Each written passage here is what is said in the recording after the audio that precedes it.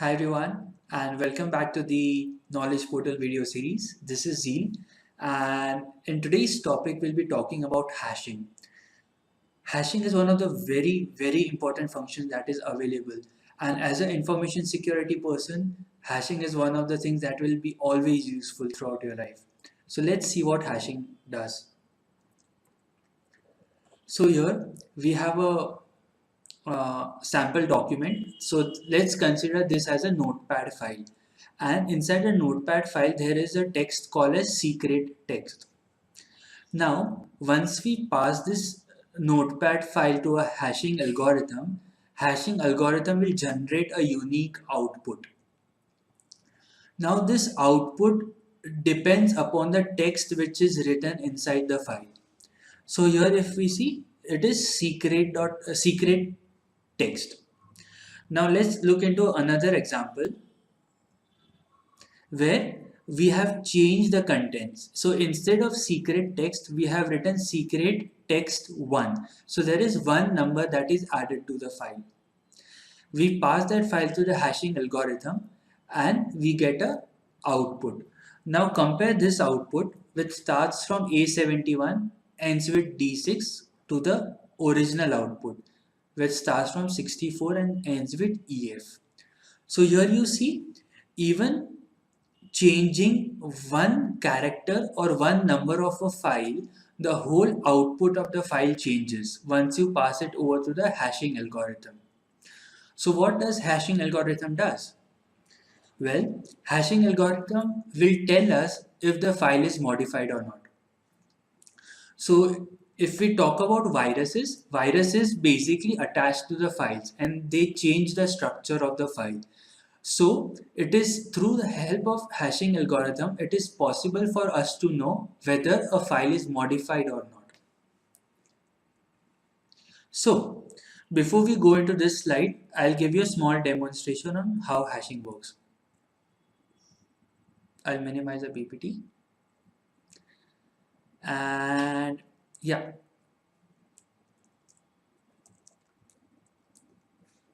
I'll maximize the screen.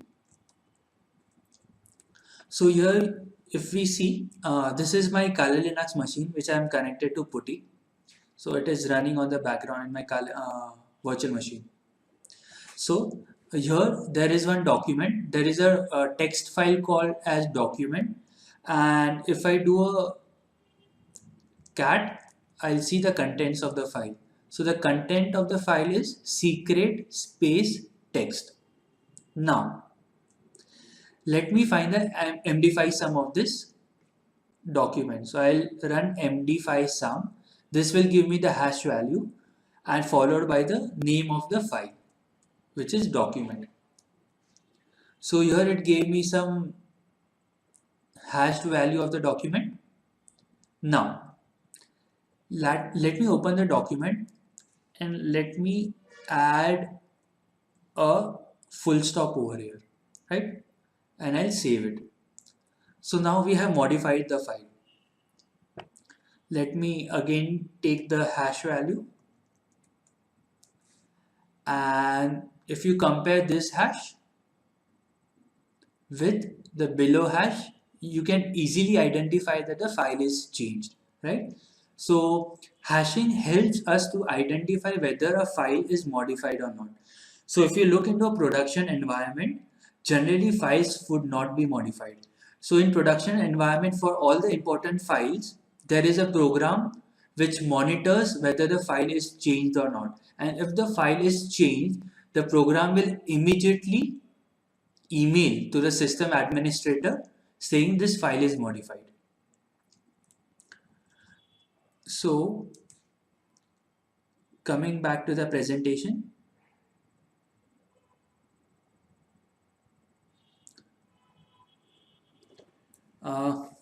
now if we ask what is the difference between an encryption and a hashing. So basically encryption is a two-way function. So what does two-way function mean? So here you see, first this is a plain text data knowledge portal. We encrypted and we got some encrypted value. Now by applying the key on a decryption algorithm, we are getting the plain text back. So here we are applying key once on the encryption side and applying key second time on the decryption side. So if we have this encrypted value, we can always recover the plain text from this encrypted value by applying the key. But hashing does not work this way. Hashing is a one-way function. So that means if this is a document and you pass it to the hashing algorithm, then you get this output value.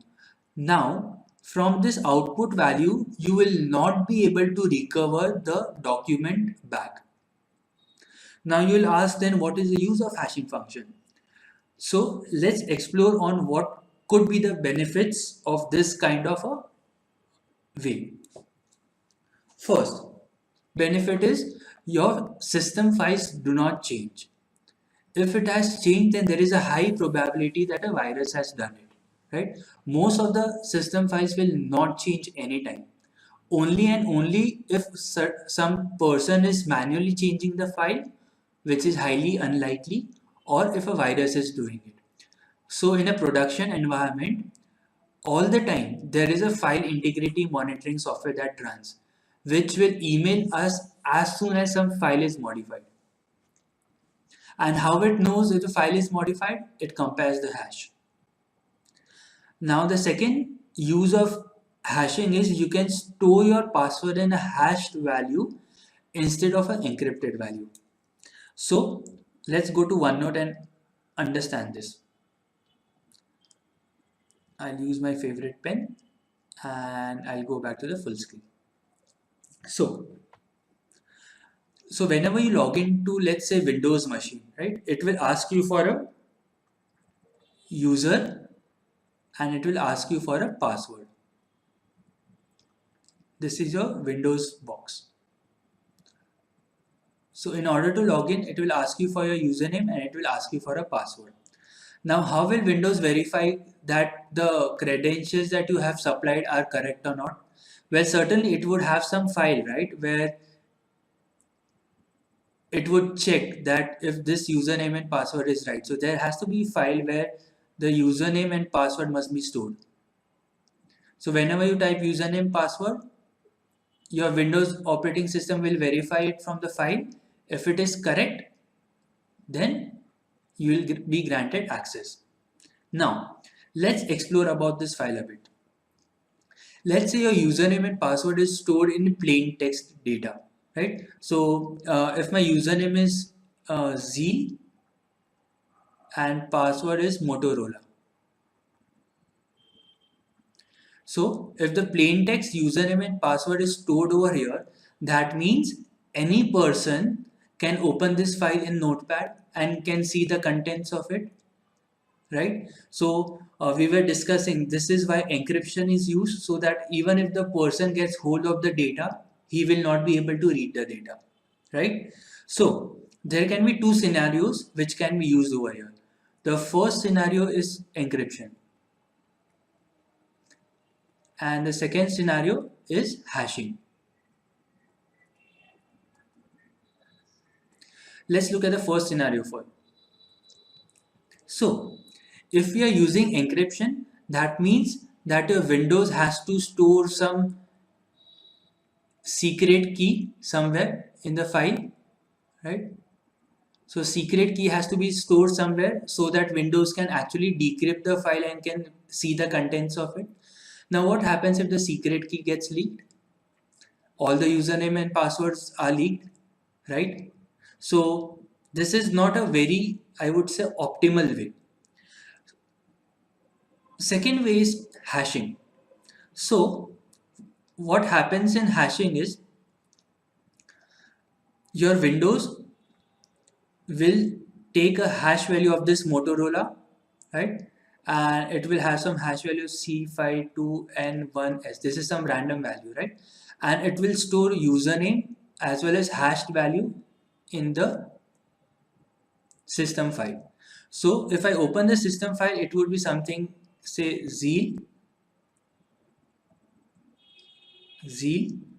followed by the hash value C5 2N1S. So let's say hackers gets access to the system file and they are able to read zeal followed by this. Now as we have seen, hashing is a one-way function. So from this value, so from this hash value, we cannot recover the password back. It is not a two-way function, it is only a one-way function. So even if the hacker sees this file, he will not be able to find the password. So this is the reason why hashing is used in almost all the operating system to store the password. So let me show you one of the example. So in Linux, the passwords are stored in etc shadow. So let's open etc shadow. So here you see, first is the username. The username is root followed by the hashed value of the password. So this is not an encrypted data. This is the hashed value. So hash means one-way function. So from this we cannot recover the original data back. So now the point is, how will system know that this password, the password that you write, matches the password which is there in your system? So what system does is, whenever you log in with username and password, say Motorola, your system will first take the hashed value of this password. It will hash this password and it will get some hashed value. It will compare this hash value with the hash which is stored in your system file. And if the two hash matches and also if the username matches, it will grant you access. So here if I type Motorola 1, that means your system will first take a hash value. Now as we have added 1 at the end, the hash will completely change, right? This is the hash. It will compare hash with the hash in the system file. And now as the hash does not match, that means the password is wrong. And this is how your system verifies it. Now, there is one more use of hashing. Let's see how it is used. I erase everything and okay. Let me create a new document and let's view it in the full screen. So let's say this is the second use of hashing. So let's say this is a server and this is your laptop. This server contains lot of softwares.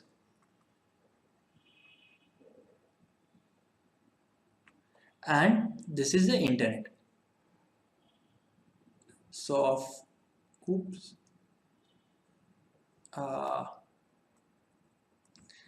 as this is the internet, that means there'll always be a hacker somewhere, right?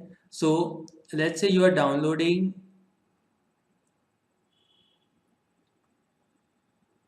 this is a Microsoft Office. Okay, you're downloading Microsoft Office from this server to your computer. Now this file will come through the network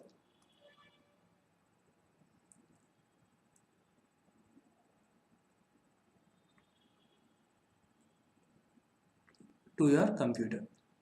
Now there can be a possibility where hacker would maybe say block this file and insert his virus version of Microsoft Office. It is always possible, right? You never know, because this server might be in US and your laptop might be in India. So there is a very big communication channel between these two countries. So how will you make sure that your software that you have downloaded is the exact version which is there from the server? The thing that is used is MD5. Not MD5, I would say hashing. So what happens is whenever you download a software from a server, they generally give a hashed value along with the software. So this is our Microsoft Office, and along with the Microsoft Office, they'll give you a hashed value. So once you download the Microsoft Office from the server to your laptop, now your job is to take a hash value of this. Say this is the hash value that you get, and compare it with the hash value which the Microsoft has provided. Now if the hash value are same, that means you have downloaded the correct version. Now if the hash value is different, there can be two possibilities. One is that your software is not downloaded correctly. Some portion of the software must have been corrupted. That is one possibility. Second possibility is from the network there has been some modification that has been done to the file. So there can be two possibilities for that. So always check for a hash value when you're downloading the software. Nowadays, most of the companies who are providing software online, they give the hash value on their website when you try to download the software. Coming back to the slides. So the third point that we discussed was verify the integrity of the software that you download. So this is all about hashing. Try to make a file, try to hash it, modify the file, see the hash value, see if you are getting some different hash value, and this is all about hashing. So I hope you have enjoyed this lecture, and in the next module we'll be talking about viruses, and it is going to be a very interesting one. So thanks for watching. Have a nice day.